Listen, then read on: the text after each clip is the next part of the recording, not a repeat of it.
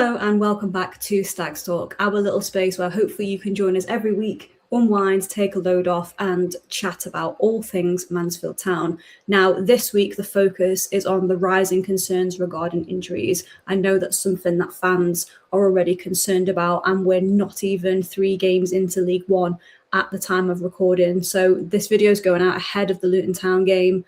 I said last week, please no more injuries, and I do fear I may have jinxed things, even though that was absolutely not my aim.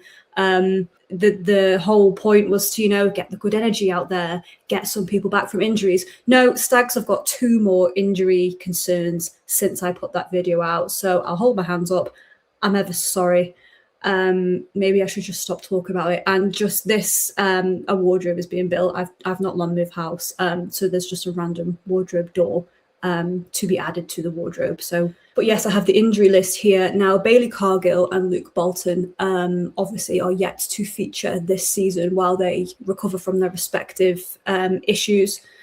Now, Nigel has said during this week's press conference that they all should now be about 2 to 3 weeks away from getting back involved. But my dog's joined the conversation. David McGoldrick and Tyler Roberts, obviously the really annoying news that they wouldn't be fit for the first League One game of the season against Doncaster. Quite a blow, especially with one of them being a new signing. Tyler Roberts with his new deal as well. So I think fans are really excited to see them play their respective roles.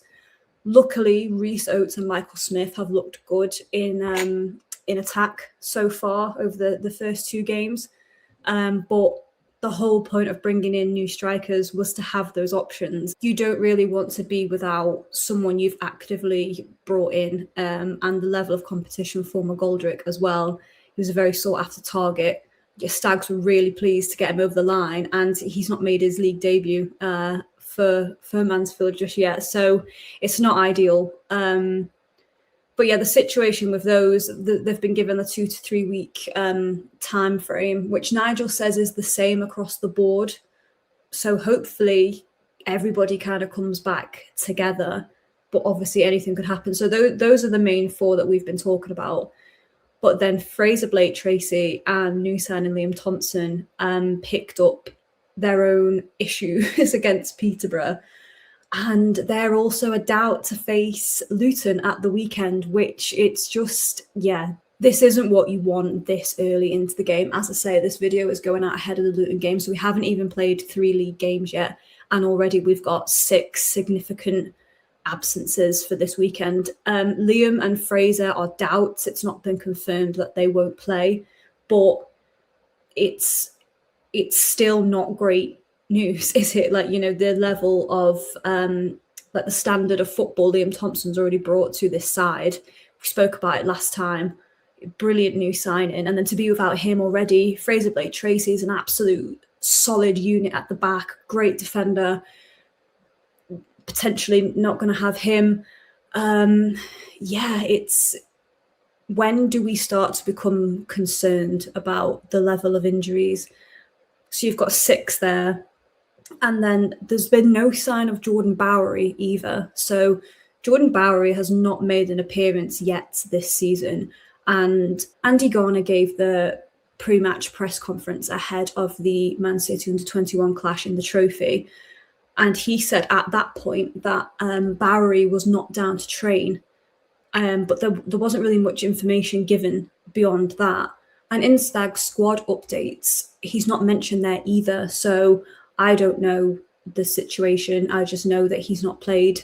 Obviously, he was brought up by Andy Garner that he wasn't down to train.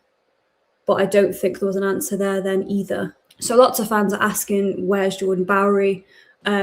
Is he injured? What's the severity of the injury? Quite little information that's been confirmed by the club. There's been no confirmation on his fitness status and when he might come back. So at the moment, it's pretty much a grey area, and we can only hope that this 2 to 3 week time frame that Nigel has given involves everybody who's absent, and they'll all come back and there'll be a clean bill of health. But at the moment, there are some real key players missing from this Mansfield side. And that leads me on to just looking at how Stags have done so far this season. Now, it's early. There's really no point kind of basing or projecting how the season is going to go based on the handful of games that have happened. But what are your thoughts so far from what you've seen? So there's obviously pre-season, which was quite a mixed bag of results. It started with the win over Retford, and then there was the 4-3 defeat to Barrow. So quite a competitive match, but a defeat nonetheless. But then again, you don't really take pre-season fixtures too seriously at that stage, if at all. So I don't think anybody had too many gripes and groans about that one. Then there was the 4-0 win over Luton Town, good result, and a 3-1 loss to Derby County. So that led Stags nicely into the season, which started off with a 3-0 defeat to Sheffield United. Not ideal, obviously, to start off on the back foot, but I think the focus was just on the league opener right after that. So, and against a good Sheffield United side as well. So following that was the Doncaster opener, which obviously, as we know, was a quite a hard-fought win. I thought it was a good performance. It was the first home game of the season. It was great to be back, great to see the players kind of do what they do best in the flesh. They looked good.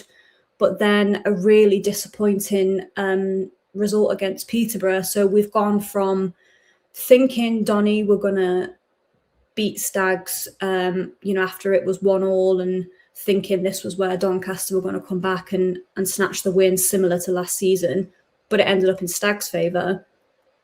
A similar result happened, but switched on the other end against Peterborough. A stoppage time winner for Posh was really, really tough to take, I think, for Mansfield. And we spoke to John Russell midweek, and he said it broke the players' hearts when that goal went in. Obviously, John Russell also had a disallowed goal, which would that have changed anything? We'll never know. Michael Smith got the goal for Stags instead, but it wasn't enough because of that 93rd minute winner for Peterborough.